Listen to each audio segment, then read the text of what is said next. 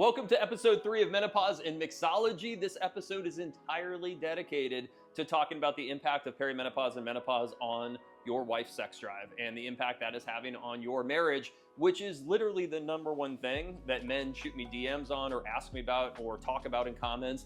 Women talk about it all the time and how much is impacting their relationship. And we got to kind of understand why this is happening, because it helps us have a little bit more patience and compassion for when it happens. And while we talk about that, I think I'm going to try to make a raspberry bramble, gin bramble, or maybe like a grapefruit fruity gin bramble, something that I've never made before. So we'll figure it out together. Let's go.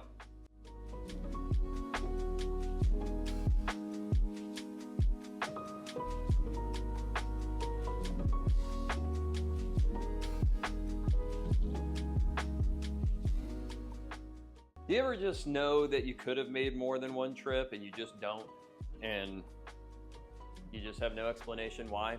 That's like my life all the time. Okay, so I think I've got everything I needed, and to be honest with you, I'm sort of inventing this as I go. I've got some Chambord raspberry, right? I've got gin, which is a Minnesotan gin from Boreal Cedar Gin. This looks pretty cool. It's handmade in Duluth. Thought I'd check it out. You've got grenadine. I'm not 100% sure if I'm going to use this. Simple syrup, which I'm pretty sure is important. Lemon and lime. Is it actual fruit? No. Do I have actual fruit? No. Do I have this? Yes. I've got some raspberries. So I've got this grapefruit, and I think this actually might be pretty good. I think I'm going to use the juice, maybe even decorate it with a little bit of a slice. Okay, so I don't have a muddler, but I do have a meat hammer, and that feels like it's gonna work. I'm not a mixologist, if you couldn't tell. I'm also not a doctor, and I'm not a counselor, though I've done my share of counseling, so I can share with you a couple things that I've learned doing that. But I am learning as much as I possibly can about menopause and about perimenopause and what it is doing to our wives and why it's happening. And one of the things that I have been learning a lot about is what's going on with her sex drive. And I can tell you something, it's probably not exactly what you think.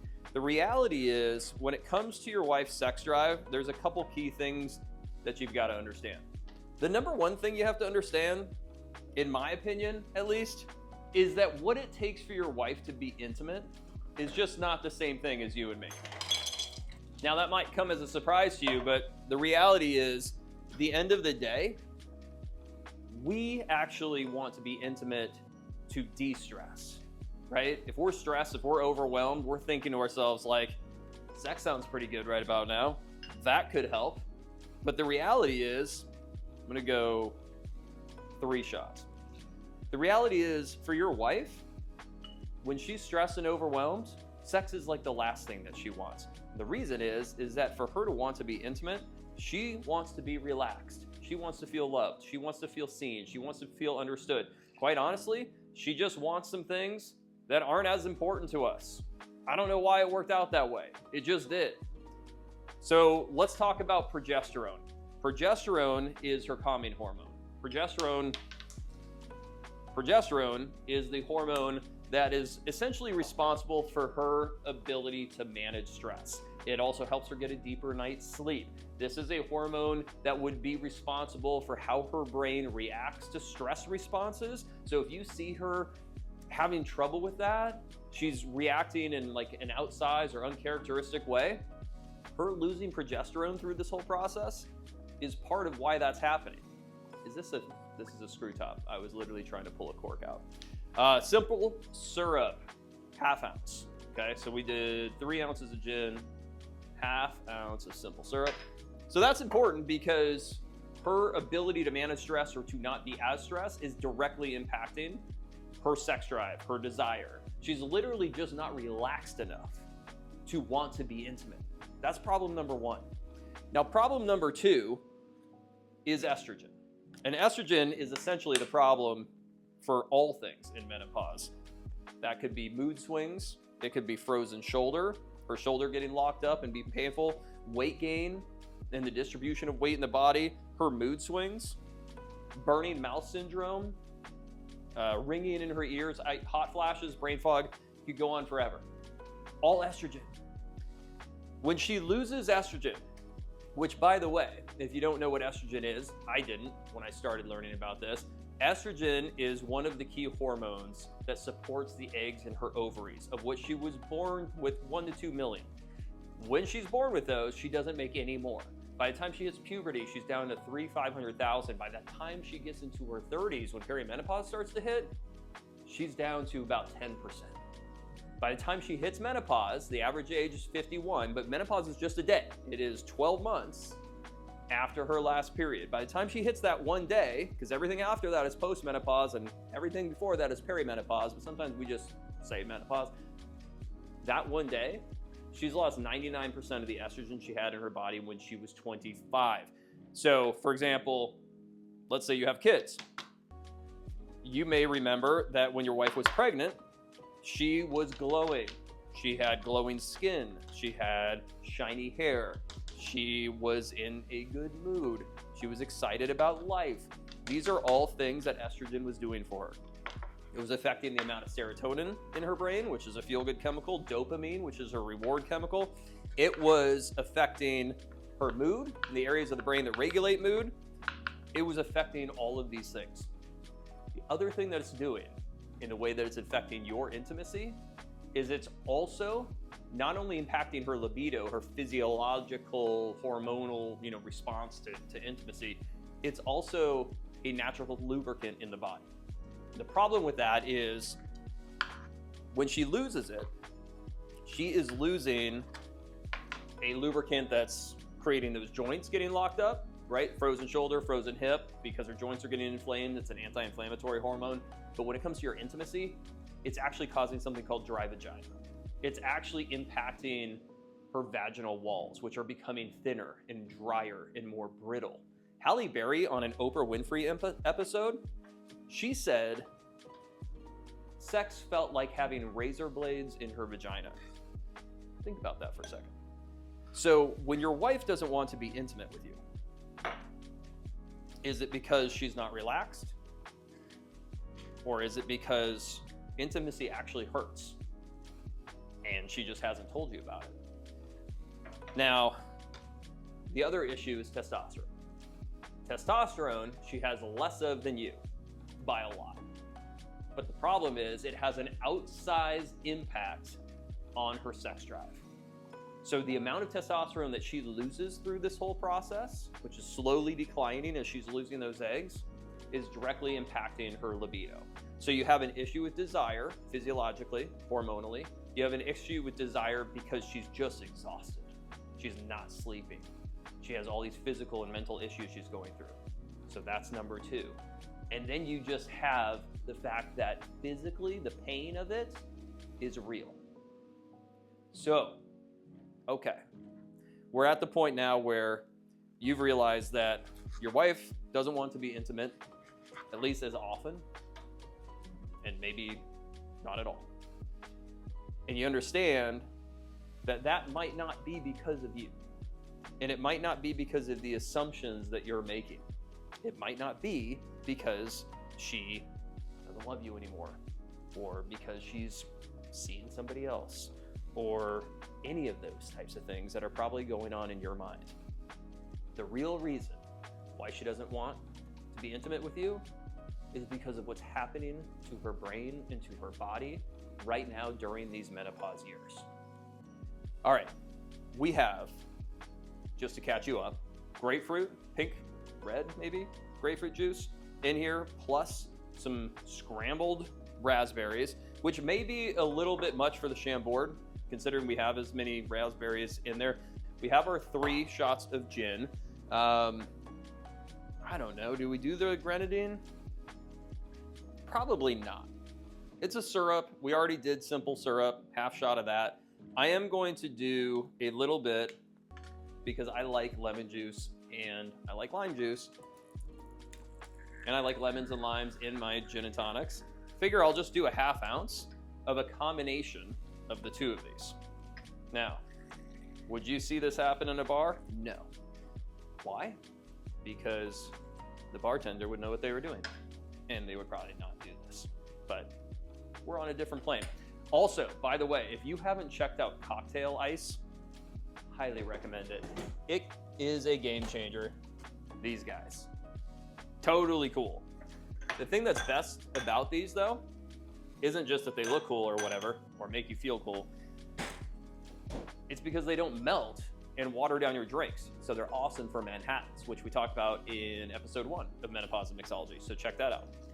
All right, so we know why she's losing these hormones, because it affects the amount of, or because of the amount of eggs that she had and the fact that she's losing those. We know that these 3 hormones are doing different things, all of which are affecting intimacy. So now what do we do about it? By the way, it occurred to me that these Captain Morgan rum glasses probably also aren't exactly the most stylish or appropriate glasses for these, and also potentially too tall, which we're about to find out. So the number one thing that I've found that you can do about this is you can address the mental load that your wife is under. Meaning she feels like she has to take care of everyone and everything around her. The expectations that she's had her entire life are not changing. Her ability to sort of weather that storm and to fight through that has kind of been a hallmark for her as a woman. The more she's able to deal with all of these things that get thrown her way, the stronger of a woman she is. That's a societal pressure that is real, and I hear it from women all the time. You have to relieve her of that. You have to relieve her of that expectation. You have to relieve her of the expectation that she needs to do everything for everyone around her. That the laundry has to be done by her, or the grocery shopping, or the kids' appointments, or the emails with the school, or any of those things. Because those things will constantly be weighing down on her, making it very difficult for her to relax enough to even want to think about being intimate. Do I want to get the... I think I want to get the raspberries all stirred up in here, right? Once you have done that, the other thing that you have to do is show her that you are actually trying to learn a little bit about this. The reason why that's important is because it's going to make her feel seen. It's going to make her feel loved. It's going to make her feel understood. What is going on with these straws? Don't expect a woman to want to be intimate with you. I'll rephrase that. Don't expect your wife to want to be intimate with you if she feels like you have no clue what she's going through, or especially if she feels like you don't care. Those will not be secrets to the bedroom. But once you have done that part, lifted the mental load, started to become more involved in those things that are going to make her feel more relaxed, started to educate yourself about, like you're doing right now, what's actually happening to her, the third step is to have a conversation with her. Not once, but regularly. It will not sound like, I don't like it when you do this, and I hate it when you do that, and you're ruining our marriage, and the fact that you won't have sex with me, blah, blah, blah, blah, blah. That's not gonna do it. What you can say is, when you don't wanna have sex with me, it feels like you don't love me anymore. Feels that way. You know why that's important? Because it's harder to argue with feelings. And when you start bringing up this kind of stuff that's super sensitive, especially if she feels like you don't understand it, and it sounds accusatory or like you're judging or blaming her for what's going on, you're gonna get into an argument. And then she's not gonna hear you, you're not gonna hear her, and nothing's going to work, and it's going to make it worse. But if you can say, this is what this feels like for me, and then stop talking and let her tell you what she's feeling, you're not gonna argue over that. That's like me saying, you know what, I feel like this, or I feel this way, and you say, no, you don't. That doesn't make any sense. But if I'm like, I think that this is right, you could say, well, I think that this is wrong. You can see how you'd go nowhere with that. So start by talking with her about what's going on in your marriage with menopause, these symptoms, how you don't recognize her anymore, and she doesn't recognize herself either, and talk about how it makes you feel, and then allow her to do the same thing. Getting to a conversation on that level is going to make a huge difference with respect to her desire to be intimate with you. And then, if all else fails and nothing's working, write her a letter. Write her a letter. Don't tell her what she's doing wrong. Don't tell her what you don't like.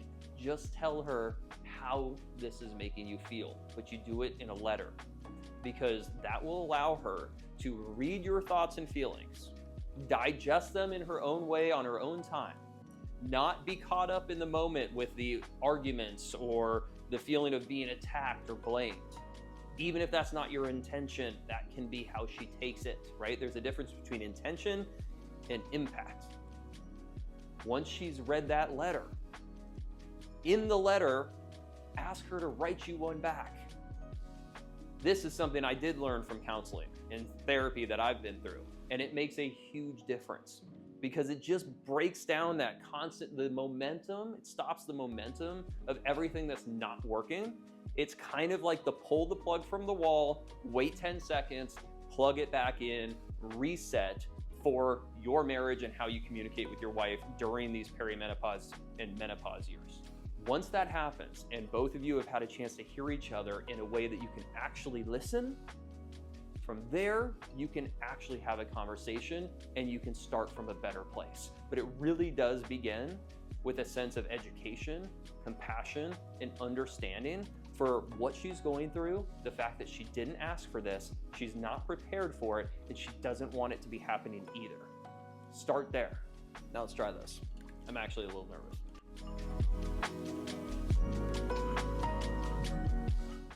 Okay. I don't hate that. This would play on like a hot summer day, for sure. But it's 14 below zero outside and snowing. But it's nice in here. So that works for me. Make sure you like this video, subscribe to the channel, check out Husbands for Menopause on other socials. This is all about bringing awareness and education to you so you can understand what your wife is going through so you can strengthen your relationship.